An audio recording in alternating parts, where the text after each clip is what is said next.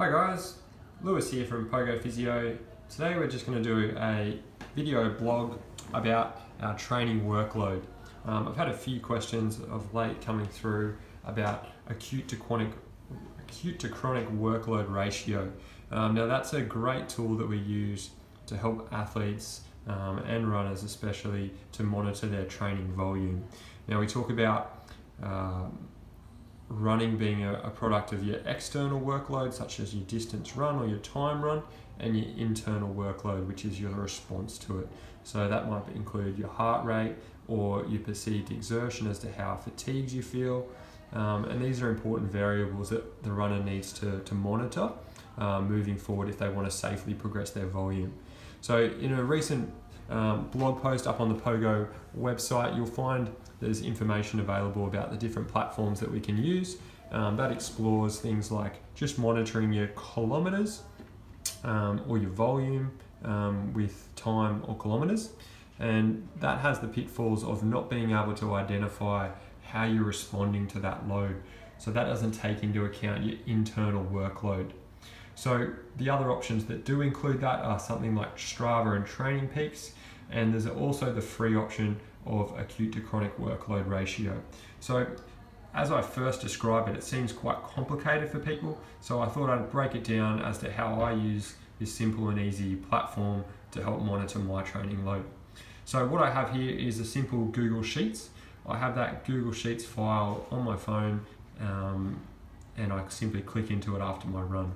So what we're doing with acute to chronic workload ratio is we're over here, and after each run we're multiplying the duration of the run times by our rating of perceived exertion.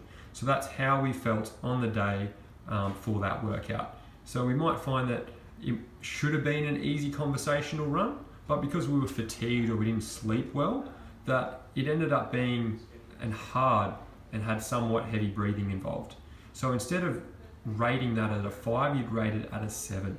So this is useful for us to track day to day and on a weekly basis to find if we're overly fatigued or whether we're responding well to our training. So what we do is take, for example, my run today. So if we look here, I did a sort of hour and 15 minutes, and 10 minutes of that was sort of warm up, cool down, and that was at an easy conversational pace. And then I did a sort of a tempo run, so it was sort of hard with somewhat heavy breathing throughout.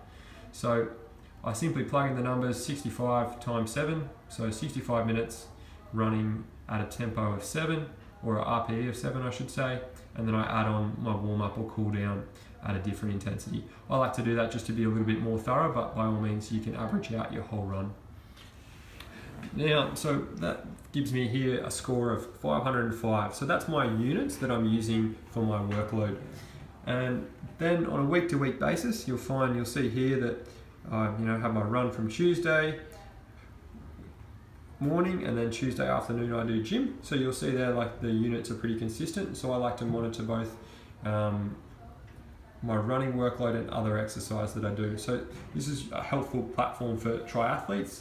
Because they'll be doing running, riding, swimming, gym work as well, maybe some cross training, and not all those units are really comparable to know if you're fatigued from one session to another. So this is a good tool there to use as well. By all means, if you're doing single session a day, you don't need to have these extra columns that I have in here. So if we scroll across, you'll see that we end up with a total for the week. So I've just put in the equation there, so I get a total workload for the week. And then I have a 4 weekly average, and that's the 4 weeks prior. So if we take this last week, for example, that was my total workload for the units for the week. And then here we see my 4 weekly average from the last 4 weeks, including that one.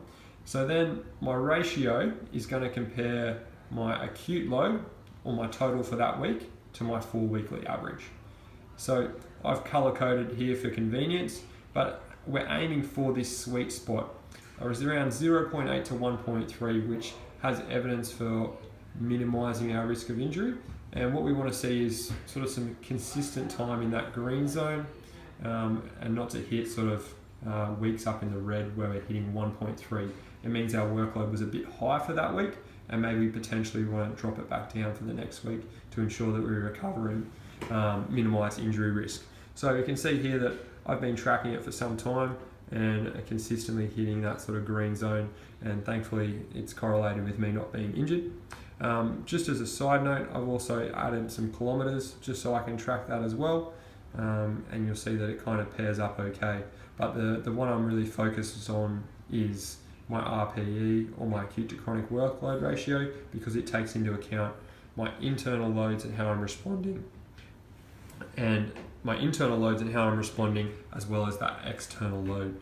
So it doesn't have to be complicated. If you'd like a copy of this sort of sample chronic to workload ratio, so you don't have to plug in the different algorithms, I'm happy to send it across to you guys. Just simply email me. And this is just an easy way to monitor your training volume. So like I said, you simply finish your workout, such as I go for another run tonight, and it might be a 30-minute run at a all-day conversational pace because it's a recovery run. So then I just have 120 and it'll add up my units at the end of the week. So the one question I often get about RPE is what RPE do I use for what run? And you can relate it back to heart rate in some instances, but I try to get a feel for my running. It helps me know when I'm pushing too hard, and gives me a bit of perspective to use on different races and different times, perhaps when my heart rate isn't as always reliable as I'd like to be. So 4 out of 10 is your comfortable all day chatting away pace. 5, an RPE of 5 is your easy conversational, so you can still have a bit of a chit chat, but you're not quite dawdling. 6 is you can still talk, and you can do so in sort of 2 to 3, even longer sentences, but it's a little bit harder than just having a full-on conversation like I am here with you now. Then we take it up to 7. 7 is a little bit hard, so it starts to get somewhat heavy breathing. This is often where you get your high-end aerobic runs, so your breathing becomes a little bit deep and laboured, and you can get sort of 2 or 3 sentences out. Then you hit towards 8, an 8 out of 10, so you can reply in short sentences, sort of 1 to 2 sentences at the most, and we're heading in towards your lactate threshold, like your tempo runs. And then from there we hit 9, where it's extremely difficult. You can only get sort of a very short sentence out, or a few words. And then from there we get into 10, which is your maximal all-out, short and rapid, as hard as possible, sort of running at VO2 max intervals. So there's a bit of a guide to acute to chronic workload ratio. And if you have any further questions, please let us know. But there's all great information over on the Pogo blog about why we might recommend this for a runner, and how it can be helpful for your training to minimise your risk of injury and maximise performance. Thanks, guys.